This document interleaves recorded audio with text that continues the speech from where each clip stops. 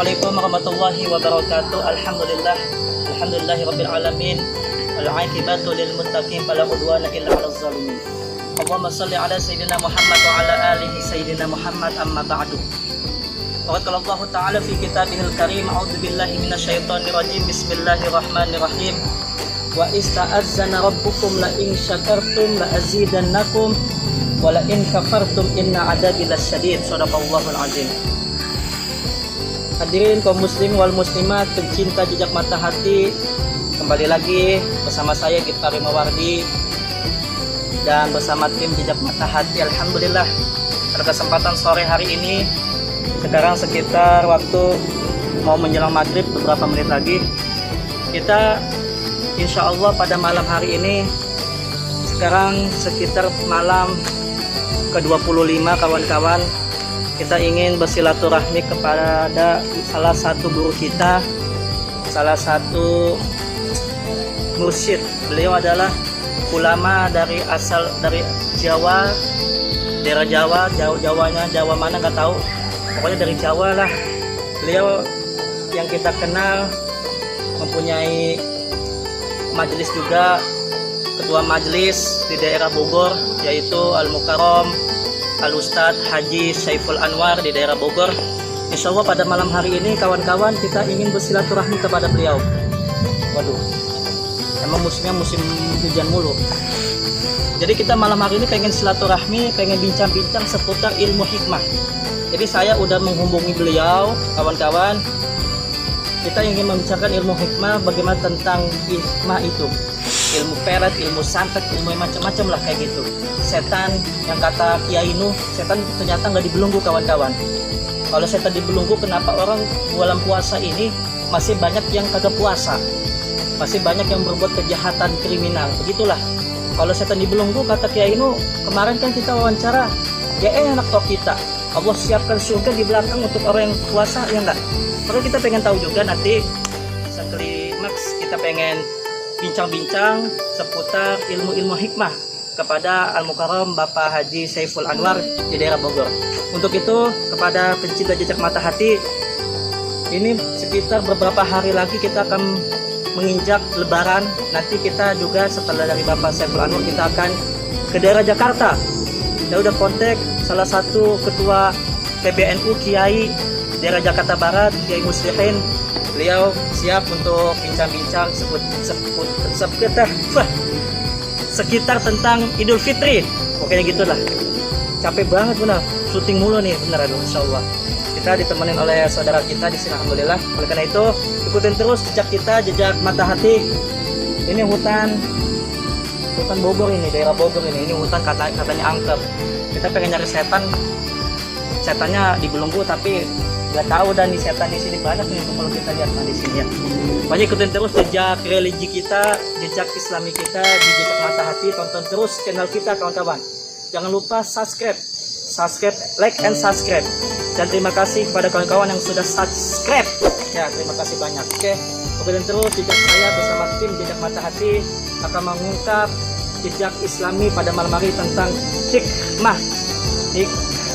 ilmu hikmah. Terima kasih, cukup sampai di sini saja. Lanjut nanti malam ya. Oke. Alhamdulillah alamin, pecinta jejak mata hati, pada kesempatan malam hari ini kita sudah tiba di depan rumah guru kita, ahli hikmah. Beliau adalah salah satu guru dari Jawa, yaitu dari daerah Malang. Tadi kita sudah konsultasi untuk bincang-bincang dan alhamdulillah mendapat izin. Dan kali ini kita pengen silaturahmi ke beliau. Kita pengen belajar kembali bagaimana ilmu-ilmu spiritual yang ada di Indonesia itu bagaimana gitu. Soalnya kan banyak ilmu-ilmu yang mungkin kita masih kurang paham kebenarannya, keburukannya gitu. Kita mulai. Udah ada yang banyak ngomong, dan langsung aja mumpung depan rumahnya. Tapi sebelum kita mulai bincang-bincang dengan Pak Haji, kita sebelumnya baca selawat dulu, karena ini adalah bulan Ramadan. Di akhir bulan ini, bulan yang penuh dengan rahmat, maghfirah, apalagi di minggu terakhir Idul Minar ini kawan-kawan. Jadi kita selawat dulu, memperbanyak zikir dulu, insya Allah mudah-mudahan kita diberikan keselamatan, kebahagiaan di dunia sampai di akhirat kelak. Ayolah, selawatan dulu lah. اللهم صل وسلم وبارك عليه وعلى آله اللهم صل وسلم وبارك عليه وعلى آله اللهم صل على محمد يا ربي صل عليه وسلم اللهم صل على محمد يا ربي صل عليه وسلم ربي فانفعنا ببركتهم واهدنا الحسنى بحرمتهم ربي فانفعنا ببركتهم واهدنا الحسنى بحرمتهم Wa salli wa sallim wa barik alaihi wa alihi. Langsung aja kita masuk ke dalam. Gak usah banyak cincong. Ya. Di dalam lagi ada tamu, salah satu murid beliau yang sedang memperdalam ilmu hikmah sama beliau. Jadi kita langsung aja masuk ke dalam, kawan-kawan pencinta jejak hati. Terus tonton channel kita di edisi kali ini, edisi hikmah. Ya, di bulan suci Ramadan edisi hikmah. Kita akan bincang-bincang. Jangan lupa untuk like and subscribe channel kita. Subscribe. Terima kasih subscriber, ayo ikutin sahabat subscriber.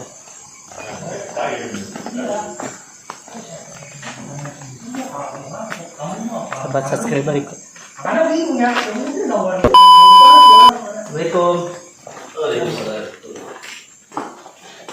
Ya sahabat sekalian, sekarang kita sudah di rumah guru kita Pak Haji Saiful Anwar. Alhamdulillah.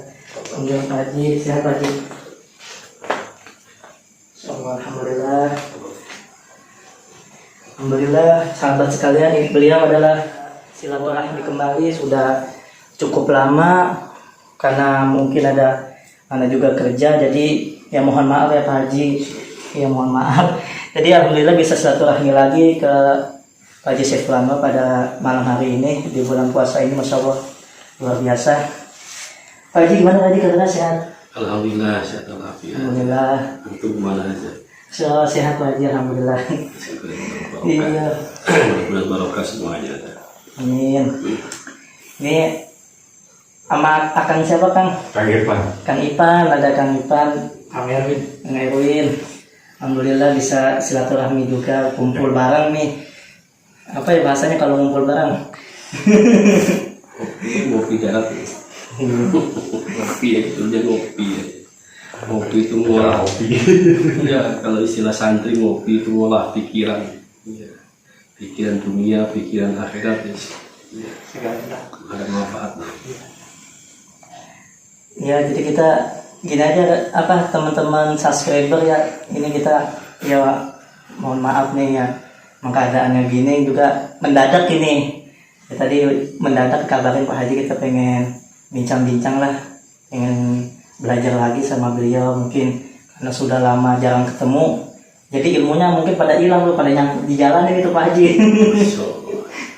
Ilmunya pada nyangkut di jalan Pak Haji tuh, pengen diperdalam lagi gitu Pak Haji.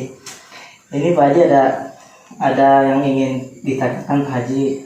Banyak orang di luar sana bertanya kepada saya, kan saya mah masih awam lah, masih kurang paham lah masalah-masalah spiritual kayak gitu. Menurut Pak Haji, ilmu seperti itu yang mayoritas di Indonesia ini pemahamannya hikmah itu seperti apa Pak Haji? Hikmah spiritual itu menurut antum bagaimana Pak Haji? Ilmu hikmah dalam tatanan santri insya Allah banyak karya-karya ulama. Kalau kita pernah belajar di pesantren ya mungkin tidak umum lagi, cuma pada para kiai, para ulama itu tidak serta-merta gampang memberikan ilmu tersebut tanpa satu dasar yang kuat. Biasanya untuk mendalam itu butuh satu syariat ya, butuh satu pemahaman yang benar-benar oleh santri tersebut. Makanya guru gak sembarangan, kiai gak sembarangan memberikan ilmu tersebut ya. Tapi kalau misalkan dari tingkatan belajar dari bawah, dasar syariat semuanya ya, mulai dari fikih dasar, ya terutama masalah ibadah, akhlak, ya masalah muamalat, semua itu udah dikuasain semuanya. Nanti guru akan memberikan satu pegangan buat santri. Maka dari itu ada istilah gini, santri itu kalau misalkan bingung, ya kalau memang nggak punya santri, nggak jadi kiai, jadi dukun, bahasa kasarnya kiai gitu. Maksud bukan semata-mata beliau mengatakan untuk jadi dukun di masyarakat, ya tidak. Minimal santri kalau misalkan nggak bisa ngamalin ilmu, bukan nggak bisa ngamalin, ya minimal ya udahlah ngewirid aja santri, dekatkan diri ke Allah. Cuma terkadang istilahnya apa ya, terlalu banyaknya santri istiqomah itu identik dengan hikmah karena itu. Tapi ada ilmu khusus emang, ya ilmu khusus yang memperdalam khusus hikmat itu ada. Ya pesantren hikmat itu ada, mungkin di wilayah Bogor juga banyak, di Banten lebih banyak, ataupun di Jawa juga banyak sekali hikmat-hikmat. Ya. Cuma itu tadi, sebelum kita belajar ke arah ke situ harus benar-benar kuat. Karena apa? Hikmat itu dekat dengan hal-hal mistik, hal-hal gaib. Kalau kita tidak kuat dengan syariat, otomatis nanti kita akan sesat. Gitu. Bahaya sekali. Gangguan kita itu bukan di dunia saja, di akhirat juga pasti akan dipertanyakan. Makanya hati-hatilah para santri, para rekan-rekan, teman-teman semuanya dalam memahami hikmah itu. Kalau misalkan tanpa guru yang benar-benar ahlinya, jangan sekali-kali kita main-main hal-hal yang berbau mistik. Karena itu pasti nanti akan dihisab oleh Allah. Gitu. Maka apapun yang kita rencanakan, apapun yang kita inginkan itu harus kita konsultasi pada guru kita masing-masing. Salah satu seperti ini, ya, kumpul kita kepada guru, silaturahmi kepada kiai, ulama-ulama itu penting sekali. Ya. Ada yang ilmu itu, ada yang hikmat, ada yang istilahnya benar-benar khusus untuk masalah pesantren, misalkan itu khusus. Dan lain sebagainya banyak sih sebetulnya, banyak sekali. Cuma kalau misalkan masalah hikmat, saya juga kurang mendalami benar, ya sama-sama kita belajar ya, sama-sama belajar aja lah, sama-sama belajar. Ya saya dulu pernah gitu soalnya. Karena apa? Pertama ada tolak belakang dengan hati saya. Saya belajar hikmat itu kok identik dengan hal-hal kanuragan, kedikdayaan, bela diri, dimasukin hal-hal gaib, bisa gini, ilmu madan dan sebagainya, dan lain sebagainya. Setelah saya konsultasi pada guru yang ahli, terutama ada di daerah Bogor itu, ya, kenapa kok hampir semua amalan-amalan khotib, izib dan lain sebagainya itu dekat sekali dengan hal-hal yang berbau mistik itu apa?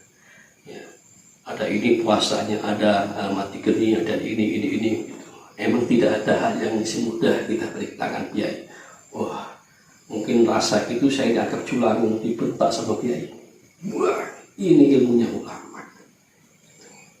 Terus itu saya kaget, ya Allah, culangung amat itu.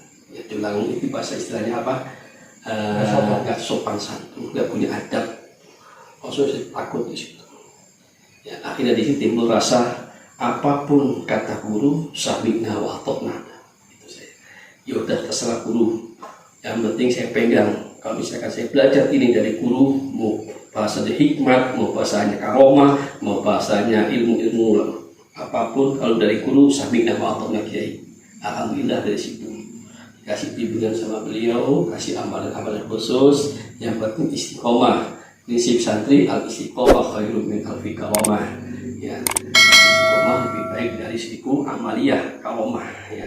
Yang penting kamu kasih amalan istiqomah, insya Allah barakatuh di akhirat. Yang kita cari itu adalah keselamatan, kebahagiaan di akhirat. Dunia itu sekedar cuma main, ya, permainan saja. Kalau hal-hal kayak semacam ada kanuragan atau apa, ya sekedar untuk seni aja lah, variasi seni untuk santri, ya variasi. Kecuali kalau memang benar-benar memperdalam hikmat, ya cari yang benar-benar beliau atau guru yang kuasai. Sebaliknya antum, saya kira ya mungkin lebih paham lah, lebih paham. Mau belajar mau Pak Haji. Ya, lebih ini dalam hal-hal kayak itu silaturahmi ke kiai ulama yang udah pernah beliau samperin ya silaturahmi. Insya Allah mudah-mudahan ini atas nama Sohibul Badan juga merasakan syukur kasih alhamdulillah. Mudah-mudahan kehadiran antum menjadikan keberkahan buat anak, keluarga, rekan-rekan. Kalau di sini saya tidak mengupas masalah hikmah, judulnya di sini ya sama-sama teman-teman rekan-rekan cuma ngopi aja ya. Kita ngopi bareng ya, ngolah pikiran ya. Kehidupan dunia ada banyak masalah, banyak ini dan itu. Insya Allah dengan ngopi tengah hari ya, insya Allah cerah lagi ya. Iya. Ini Pak Haji, emang terkadang kan katanya kalau dukun itu ilmu identik dengan ilmu hitam. Kalau ulama identik dengan ilmu putih. Emang ilmu itu ada ilmu warna-warna itu Pak Haji. Jadi ada ilmu hitam yang katanya ada santet, pelet itu ilmu hitam, ilmu putih, khodam apa itu menurut Pak Haji pemahamannya bagaimana itu Pak Haji ilmu warna-warni itu Pak Haji? Sepahaman aneh, ilmu memang benar. Maka saya katakan tadi, ilmu hikmah itu identik dengan atau dekat sekali dengan hal-hal berbau syirik. Kalau kita tidak pegang benar-benar, bisa jadi kita itu musyrikna untuk belakang tadi. Ya. Bagi santri, minimal bagi kita santri, ente pegang. Yang pertama, kalau misalkan kita cari ilmu, cari guru yang benar. Dari segi nasab, benar, ya syaratnya juga benar. Ya, kalau misalkan syarat sama nasab ini udah benar, udah jelas. Para gurunya beliau siapa, kiainya siapa, sampai ke Kanjeng Rasul pegang kita. Insya Allah apapun yang kita amalin bakal selamat. Lain halnya dengan mohon maaf bahasa dukun, ya bahasa dukun itu apa? Ya siapapun bisa seperti orang yang kita istilahnya kedawam, istiqomah ini. Belajar dukun bahasa kasih gampang. Ente duduk di pinggir kali, ya bertapa di situ, ya seminggu nggak makan. Seminggu enggak buka, enggak minum dan lain sebagainya, sakti insya Allah.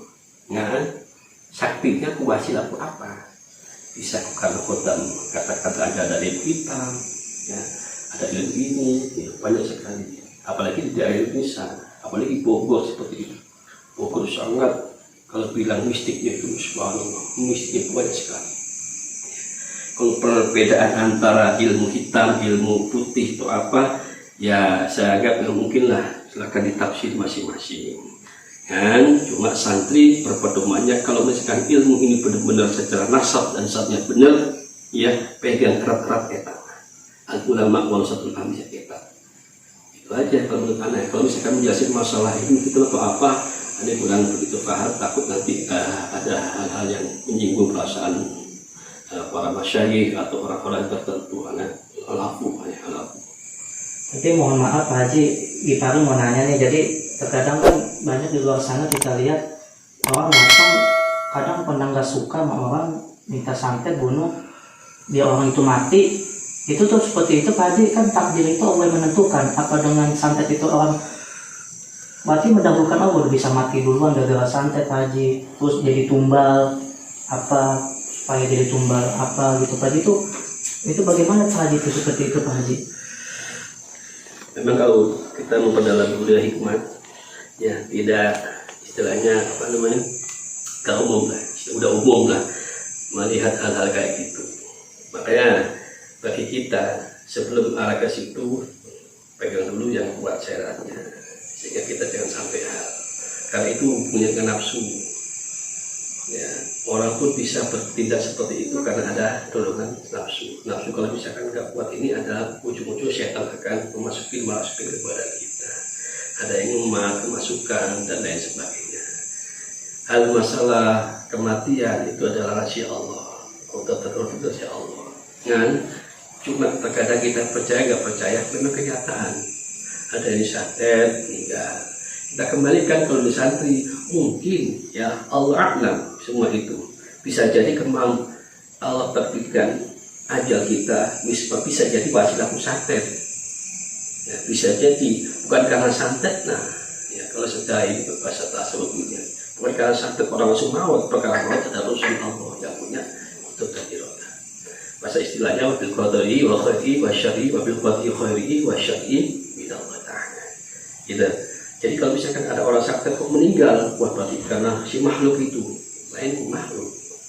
Bisa jadi alafu ya Ya, jadi itu tadi udah mungkin takdirnya Allah ngasih jalannya seperti itu. Gitu. Jalannya mungkin bisa ada yang kepleset, jatuh, meninggal. Ada pun wasilaku makhluk orang tadinya santet mau lempu santetnya, lempu santetnya. Kalau mendalam itu apa? Memang susah sih kalau kita terangkan secara kriterianya itu susah. Ya. Mungkin saya mungkin bisa teman-teman merasain, hampir semua juga pernah dengar cerita dari orang tua kita bisa begini, saja begini. Tapi bagi kita pantang perbuatan itu sangat zalim, termasuk salah satu syirik. Namun jangan sekali-kali engkau main hal-hal seperti itu. Saya selalu menanamkan pada teman-teman rekan-rekan kita di sini belajar. Ya, kalau memang udah belajar sedikit demi sedikit, yang penting kita harus berusaha untuk melaksanakan perintah Allah, menjauhi larangan-larangan Allah. Buat apa kita bisa ini? Buat apa kita bisa melihat hal sesuatu yang di luar ya kemampuan kita tanpa izin Allah, kalau kita nggak dekat, nggak merasakan perintah Allah Subhanahu wa Ta'ala. Mungkin saya al-afu ya, kata Allah dalam saya mohon maaf sekali ya, saya nggak bisa memberikan penjelasannya gini, saya takut sekali. Ya, ini kan datang menjadi atau apa ya, mungkin nggak ada dasar inilah ya, mungkin masih silakan nanti diterjemahin sendirilah. Ya. Terakhir Pak Haji, kan katanya di bulan suci Ramadan ini setan dibelenggu, jadi kan di pagi itu kan buat konten mistis Pak Haji, jadi uka-uka lah apa menjelajah misteri di tempat itu, katanya setan dibelenggu kata teman-teman, jadi katanya nyari setannya berhenti dulu di bulan puasa. Menurut pandangan Pak Haji, tafsiran itu yang katanya ada di hadis wasyayatin apa tuh dibelenggu setan itu dibelenggu, pemahamannya dibelenggu di karantina atau pasti di lockdown apa setan apa bagaimana itu Pak Haji? Soalnya katanya begitu, ada jangan nyari setan dulu katanya. Tapi kan kalau begitu mah setan ya dukun berhenti dong kerjaan dukun. Nyantet orang aku akan gitu. Itu di mana Pak Haji pemahaman ini gitu Pak Haji? Setan bulan puasa ini dibelenggu tuh gimana? Antum ngerasain nggak pernah ketemu setan belenggu atau apa enggak? Ini hadis benar, setan memang semua makhluk Allah, terutama yang mengganggu itu dibelenggu ke Allah, dirantai. Dan hanya satu yang iblis. Iblis itu selalu menguasai nafsu. Bahasa kasar ada dalam surat An-Nas itu kan ada misyatin nafasin minal jinnati wan lafu ya kita. Jin itu bisa berupa manusia. Ya. Jin itu bentuknya bisa manusia, karena maksudnya bisa karena adanya dorongan nafsu itu sendiri. Nafsu bisa mengalahkan perbuatan, bisa juga lebih kejam dari setan. Kalau aslinya itu adalah benar-benar dari kata hadis tadi yang benar Rasulullah. Ya. Itu ya sedikit juga aja nanti mengajarkan ini. Pak Haji, kan di Indonesia ini banyak yang seperti ilmu kayak gitu, kiranya Pak Haji bisa ngasih doa gitu supaya kita sahabat-sahabat di luar sana supaya bisa dijaga sama Allah dengan amalin apa, doa apa Pak Haji. Soalnya kan marak di luar sana orang kalau nggak suka pakai ilmu hitam, jadi supaya kita punya benteng. Pak Haji, ada nggak doa yang untuk buat penjagaan gitu buat kita di luar sana gitu Pak Haji, yang bisa diamalkan gitu? Banyak doa-doa untuk menghindarkan atau mentengin pikiran kita dari segala godaan, ya secara ancaman baik secara objektif ataupun secara zahir. Rasulullah sudah banyak memberikan contoh. Nggak usah jauh-jauh, dari ayat kursi juga bisa, ya. Kemudian An-Nas, Al-Falaq, Al-Ikhlas itu juga benteng yang lebih ini, atau mungkin main ngamalin hizib juga bisa, ada hizib sakon, ada hizib bahar, itu semua juga benteng. Ya. Tapi kalau misalkan untuk awam-awam kita yang kata tinggi-tinggi, insya Allah dengan pengetahuan kita seperti itu, baca Al-Ikhlas ya 3 kali, Al-Falaq, An-Nas, kemudian ayat kursi, insya Allah juga tidak bakal diganggu oleh hal-hal tersebut. Keren sekali. Tapi ada yang berdoa khusus seperti yang tertera dalam hizib sakra itu ada kan, Allahumma inna hatun aradani bisu'i minal jinni wal insi wal fuhushi dan seterusnya. Itu juga penting bagi diri kita dari segala godaan-godaan setan, manusia yang zalim ya, apapun bentuknya, insya Allah kita akan selamat. Yang penting dalam diri pribadi kita, pentengin semua ya, pribadi kita, kalau kita itu getol ibadah, insya Allah akan terselamatkan dari hal-hal seperti itu. Dalam sholat pun juga banyak doa-doanya. Ada kaidah-kaidah, kaidah kata sebelum sholat ya kita disunahkan baca ini. Ya, dalam bacaan sholat pun juga banyak. Ya. Bacaan sholat juga banyak doa-doanya. Insya Allah semua akan membentengi pribadi. Kan dalam satu Quran sebutkan kan ayat-ayat itu. Ya. Inna sholata tanha 'anil fahsya wal munkar. Itu sudah salah satu bentuk pembentengan pribadi kita dari hal-hal kemaksiatan. Kalau memang kita benar-benar ibadahnya ya benar-benar sesuai dengan kaidah hukum fikih, insya Allah kita akan terlindung dari semua hal-hal tersebut. Ya, itu aja. Pesan-pesan antum di akhir bulan puasa ini Pak Haji, yang lagi mungkin kita lagi merasakan cobaan dari Allah, virus corona, pesan-pesan antum terakhir Pak Haji untuk teman-teman sahabat di luar sana supaya menguatkan iman dan Islam kita, bagaimana Pak Haji pesan-pesan untuk sahabat-sahabat di luar sana Pak Haji?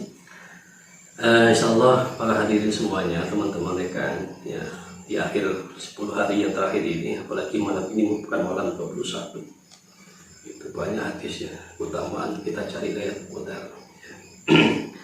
Itu salah satu kitab terangkan ya, kemarin di awal Ramadan insyaallah akan jatuh pada hari Jumat misalnya. Kata Syafi'i Imam Ghazali, bila mana awal Ramadan jatuh hari Jumat, insyaallah Lailatul Qadar jatuh pada malam 27. Malam gajinya malam 27. Keterangan jelaskan. Ya.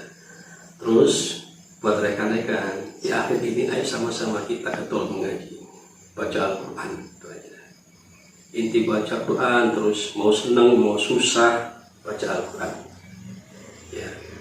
Kalau misalkan kita ketahuan istiqomah Al-Quran, insya Allah kita hati kita akan tenang, ibadah juga tenang, ya. Jika kita susah bukan tenang. Sebaliknya hanya Quran yang bisa membantu kita, menolong kita beribadah. Pada itu mumpung masih ada waktu di akhir Ramadan ini, perbanyaklah iman kita itu hatam, ya.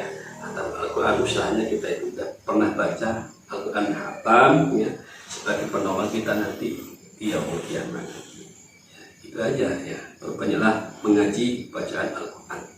Kalau memang nanti andai kata antum dikasih ilmu lebih pikiran, maka lebih bagus. Sholat sunnah, sholat tahajud, berzikir, bersolawat, ditambah dengan aurat-aurat yang lain, insya Allah keluarga kita, anak istri kita semua akan selamat dunia akhirat. Amin. Amin. Alafu ya, sekali lagi mohon maaf Al-Fakir ini nggak bisa memberikan informasi yang begitu memuaskan pada antum sekalian. Kita di sini intinya juga satu rohmi aja ya, ngopi bareng ya, bila mana ada kesalahan ya, penafsiran, keterangan tentang hal-hal sangkut pautnya dengan ilmu iman Al-Fakir yang dhaif ya, mohon maaf yang sebesar-besarnya ya. Mudah-mudahan ini menjadikan satu motivasi saya untuk selalu meningkatkan ibadah kepada Allah, saling tolong menolong. Sering saya katakan pada teman-teman ya, inti hidup kita khairun nas anfa'uhum linnas ya, sebaik-baik manusia itu memberikan manfaat buat manusia yang lain. Itu inti motivasi atau dasar dari perkumpulan di majelis saya seperti itu. Inti bisa kasih manfaat pada orang lain, bantu orang lain yang nggak mampu, bantu orang lain yang punya kesusahan, bantu orang yang butuh pertolongan, yang dibantu dengan ikhlas tanpa pamrih, nggak usah lihat macam-macam. Insya Allah Allah akan bahkan memberikan pertolongan bagi kita. Allah ada sholat. Ya, pemirsa sekalian, sahabat-sahabat Jejak Mata Hati, kita sudah banyak belajar sama guru kita, orang tua kita, Pak Haji Saiful Anwar. Jadi pesan beliau terakhir, kita banyak beribadah lah, zikir, selawat. Ya kawan-kawan, jika selawat, dekatkan diri kita kepada Allah. Mudah-mudahan kita semua diberikan keselamatan di dunia sampai di akhir kawan-kawan. Ya Pak Haji, di pagi minta doanya nih Pak Haji. Amin. Ya supaya lancar dakwanya, syiarnya. Amin. Ya. Terima kasih banyak Pak Haji waktunya bisa meluangkan waktu. Kang Ivan, terima kasih. Ya, terima kasih semuanya. Alhamdulillah, insya Allah kita akan lanjut di episode yang akan datang. Kita akan silaturahmi ke salah satu kiai. Udah dikontak Kiai Ketua PBNU Jakarta Barat. Nanti insya Allah kita akan membahas tentang makna Idul Fitri dan lain sebagainya. Terima kasih kawan-kawan dari kita, dari saya pribadi khususnya Iqbal Mawardi dan tim Jejak Mata Hati. Jangan lupa tonton terus channel kita. Insya Allah kita akan membuat channel yang bermanfaat, channel yang membawa ilmu lah buat kita semuanya gitu kan ya, insya Allah. Ya, jangan lupa untuk like, share, and subscribe. Promosi ini. Subscribe itu pencet tombol subscribe-nya karena subscribe itu penting, gratis kawan-kawan, untuk mendukung channel kita supaya bisa maju dalam menjalankan dakwah ini. Oke, dari saya sampai di sini saja. Terima kasih banyak. Mohon maaf lahir dan batin. Wabillahi taufiq wal hidayah. Wassalamualaikum warahmatullahi wabarakatuh.